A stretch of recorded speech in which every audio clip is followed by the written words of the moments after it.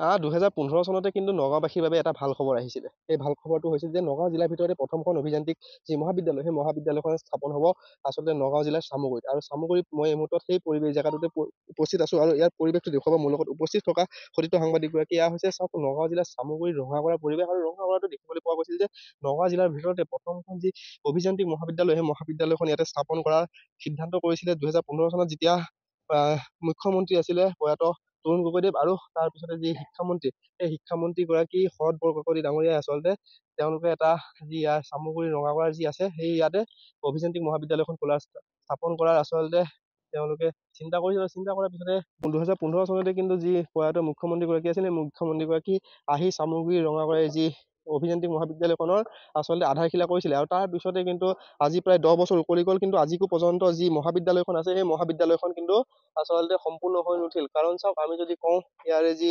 পৰিৱেশটো, ইয়াৰ পূৰ্বেও আমি বাতৰি সম্প্ৰচাৰ কৰিছিলোঁ, আৰু এই মুহূৰ্তত মোৰ লগত এটা স্থানীয় যুৱক আছে। আমি আপোনাৰ ওচৰলৈ আহিছোঁ 2015 চনলৈ এটা প্ৰকল্প আচলতে আজিকো পৰ্যন্ত সম্পূৰ্ণ হৈ নুঠিলে। এই সময়ত আপুনি কি ক'ব? হয়, এইটো একটা আমাৰ গাঁওবাসীৰ কাৰণে বা আমাৰ জিলাৰ কাৰণে এটা দুখজনক কথা, যিহেতু আজি 2015 বৰ্ষত এই অভিযান্ত্ৰিক মহাবিদ্যালয়খন প্ৰয়াত তৰুণ গগৈ ডাঙৰীয়া আৰু শৰৎ বৰকটকীয়া তেখেত শিক্ষামন্ত্ৰী আছিলে, সেই সময়ত আধাৰশিলাখন স্থাপন কৰিছে। গতিকে আজি 2015 বৰ্ষৰ পিছৰ পৰা আজি প্ৰায় 10 বছৰ উকলি গ'ল, এতিয়ালৈকে কিন্তু আমি দেখিব পৰা নাই যে এইখন নিৰ্মাণ কাৰ্য সম্পূৰ্ণ হৈ উঠিছে বুলি। গতিকে চৰকাৰক এটাই আহ্বান, যিমান পাৰে সোনকালে এই অভিযান্ত্ৰিক মহাবিদ্যালয়খন মুকলি কৰি দিব লাগে ছাত্ৰ ছাত্ৰীৰ কাৰণে। আৰু যিহেতু ইয়াত আমাৰ নগাঁও জিলাত বহুতখিনি ছাত্ৰ ছাত্ৰী আছে তেনেকুৱা ধৰক না বাহিৰত পঢ়িবলগীয়া, মানে যাবলৈ অসুবিধা হয়, দুখীয়া ঘৰৰ ছাত্ৰ ছাত্ৰী, তো তেখেতসকলৰ কাৰণে এই সুবিধাটো কৰি দিব লাগে। দেখিবলৈ পোৱা গৈছে যে নগাঁও জিলাখনত এখন প্ৰথমখন যি অভিযান্ত্ৰিক মহাবিদ্যালয়, ইয়াৰ পূৰ্বে হয়তো ইয়াৰ যি ছাত্ৰ ছাত্ৰীসকল আছে তেওঁলোকে হয়তো গুৱাহাটীলৈ যাব লাগে, নতুবা যোৰহাটলৈ যাবলগীয়া হয়। নগাঁও জিলাতে যেতিয়া অভিযান্ত্ৰিক মহাবিদ্যালয়খন হ'ব, তেতিয়া হয়তো চাগে যি ছাত্ৰ ছাত্ৰীখিনি আছে বা আমাৰ নগাঁও জিলাৰ যিসমূহ শিক্ষাৰ্থী আছে তেওঁলোকৰ যথেষ্ট সুবিধা হ'ব। কিন্তু তাৰ বাবে হয়তো সোনকালে এই যি প্ৰকল্পটো বা যিখন মহাবিদ্যালয়খন, সেই মহাবিদ্যালয়খন সোনকালে উদ্বোধন কৰি দিলে হয়তো চাগে সকলোৰে সুবিধা হ'ব।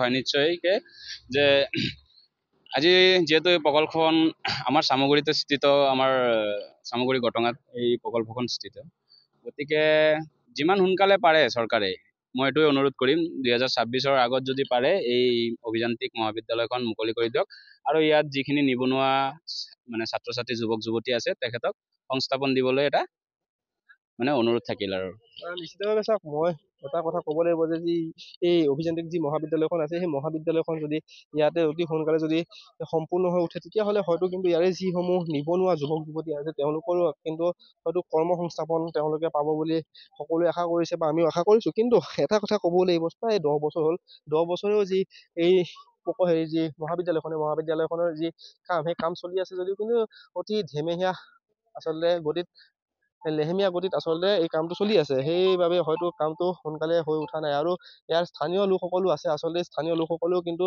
এই যি মহাবিদ্যালয়খন আছে সেই মহাবিদ্যালয়খনক লৈ পেলাই যথেষ্ট আশাবাদী হৈ আছে। আৰু সেইবাবে হয়তো স্থানীয় ৰাইজ যিমানখিনি আছে সকলোৱে কিন্তু এই যি বৰ্তমান মুখ্যমন্ত্ৰীগৰাকী আছে ডক্টৰ হিমন্ত বিশ্ব শৰ্মা, তেখেতক কিন্তু অতি অনুৰোধ কৰিছে যে যি এই মহাবিদ্যালয়খন আছে যাতে 26ৰ আগত যদি উদ্বোধন কৰি দিয়ে, বা যদি 26ৰ আগত যদি সম্পূৰ্ণ হৈ উঠে, হয়তো ইয়াৰ স্থানীয় লোকসকলৰ লগতে নগাঁওবাসী যিসকল শিক্ষাৰ্থী আছে তেওঁলোকৰো কিন্তু যথেষ্ট সুবিধা হ'ব।